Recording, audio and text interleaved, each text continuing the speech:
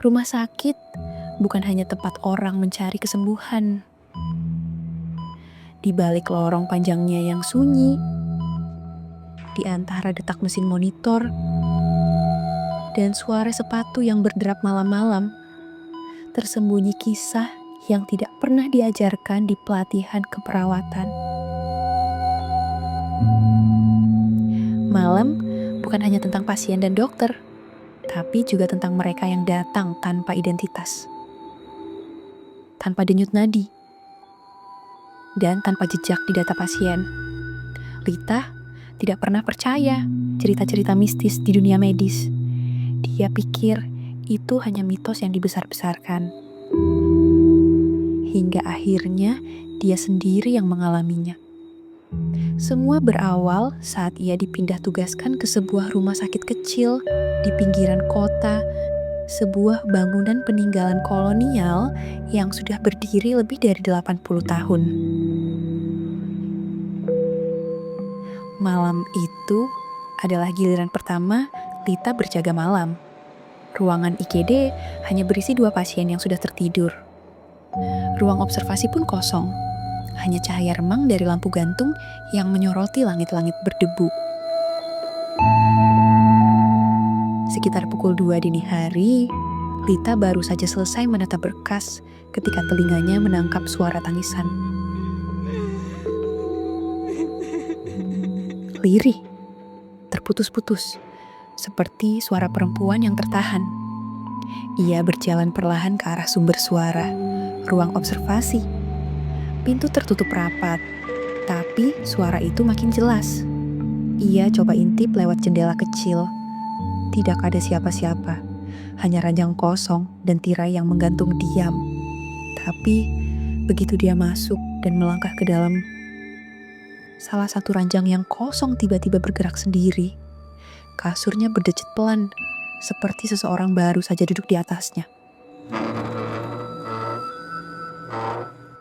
Lita langsung mundur, detak jantungnya melesat. Lalu terdengar suara langkah kaki di belakang. Itu Mbak Heni, perawat senior. Dengan wajah datar, Heni hanya berkata pelan, "Sudah biasa, di ruang ini pernah ada pasien meninggal karena keluarganya menolak menjemput. Katanya arwahnya masih sering datang, menangis karena gak bisa pulang." Lita tak menjawab. Tapi sejak malam itu, dia mulai percaya bahwa IGD bukan hanya tempat orang hidup diselamatkan, tapi juga tempat yang mereka tinggalkan, namun belum bisa pergi. Beberapa malam setelah kejadian di ruang observasi, giliran Lita lagi yang dapat shift malam. Kali ini, dia sendiri di ruang administrasi, sementara 2 perawat lain tengah menemani dokter di ruang tindakan. Sekitar pukul 1.30, pintu IGD terbuka sendiri. Seorang pria tua masuk, bajunya compang-camping. Tubuhnya penuh luka lecet dan memar. Tapi dia berjalan pelan, tanpa suara. Lita langsung mendekat. "Pak, Bapak kenapa? Ada yang bisa saya bantu?" Pria itu hanya menatap kosong. Matanya sayu, tapi sorotnya tajam. Dengan suara serak, dia berkata, "Saya cuma numpang sebentar." Lita buru-buru mengambil form dan hendak memanggil dokter. Tapi ketika ia balik, ranjang tempat pria itu duduk sudah kosong. Tak ada jejak darah, tak ada bekas langkah. Bahkan rekaman CCTV di ruang IGD tidak mencatat siapapun masuk malam itu. Dokter jaga hanya mengernyit, dan perawat lain bergumam, "Loh, kejadian ini kayak yang dialami Dimas tahun lalu." Ternyata ini bukan pertama kalinya pasien numpang sebentar datang ke IGD dan menghilang begitu saja. Di minggu keempat, Lita bertugas, kejadian paling menyeramkan terjadi. Malam itu hujan deras. Angin menampar jendela rumah sakit. Listrik sempat padam selama 3 menit, dan seluruh staf menyalakan senter darurat. Saat menyusuri lorong menuju ruang obat, Lita melihat siluet seseorang berdiri di ujung lorong. Seragam putih, rambut disanggul rapi. Dia pikir itu perawat shift lain, tapi saat Lita senter wajahnya, sosok itu menggantung di udara. Lehernya miring, matanya menatap kosong, dan kakinya tak menyentuh lantai. Dalam sekejap, tubuhnya lenyap. Seorang cleaning service yang lewat hanya berkata pelan, "Itu Suster Mira. Katanya dulu gantung diri karena tekanan kerja." Sejak kejadian itu, tiap kali listrik padam di malam hari, Suster Mira sering menampakkan diri. Berdiri, menggantung, diam. Dan hanya para perawat malam yang tahu betapa dinginnya lorong itu, meski tanpa AC menyala. Pada suatu malam, Lita dan dua rekannya berjaga sambil membereskan logbook pasien. Jam menunjukkan pukul 1.47 ketika interkom dari ruang rawat 3 tiba-tiba berdering. Suara dalam interkom serak, hampir tak terdengar, hanya mengulang satu kalimat. "Tolong saya." Ruang rawat 3 seharusnya kosong karena renovasi. Tidak ada pasien, tidak ada listrik. Lita dan rekannya pun mengecek ke sana. Saat mereka membuka pintu, ruangan itu benar-benar gelap dan berdebu. Di sudut ruangan, ada telepon interkom yang mengayun pelan, seolah baru saja diletakkan. Beberapa malam kemudian, Lita menangani pasien anak yang dirujuk karena asma kambuh. Bocah itu pendiam dan terus menatap ke arah pintu. Saat Lita mendekat dan menyentuh tangannya, anak itu berkata pelan, "Kamu Lita Mawarni kan?" Lita tertegun.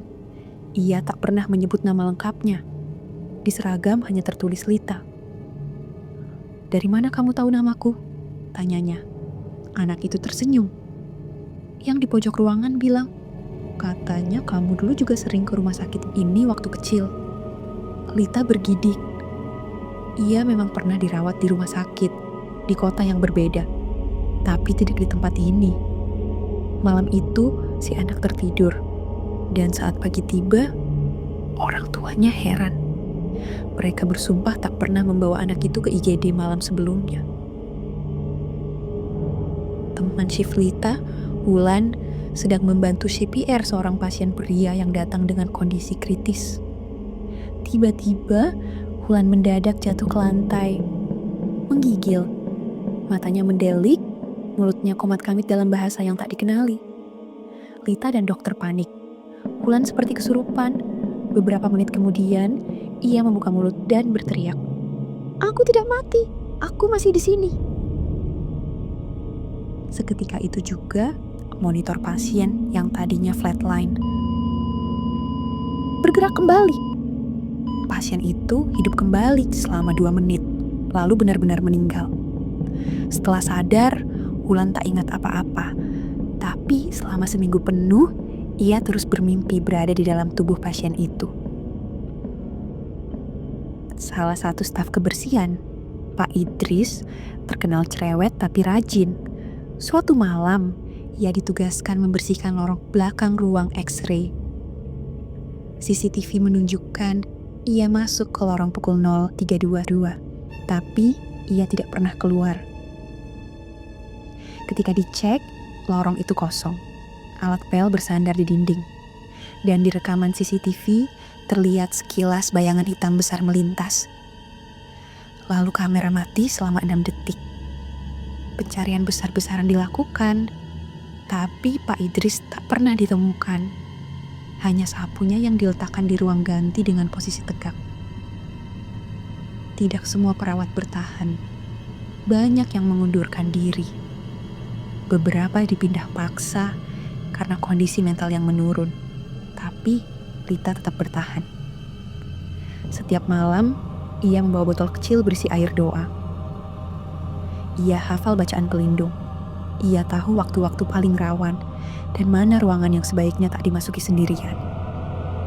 Hingga akhirnya, suatu malam, ia melihat bayangan dirinya sendiri di kaca lorong IGD. Tapi bayangan itu tidak meniru gerakannya. Ia tersenyum, sementara bayangan di kaca hanya menatap kosong.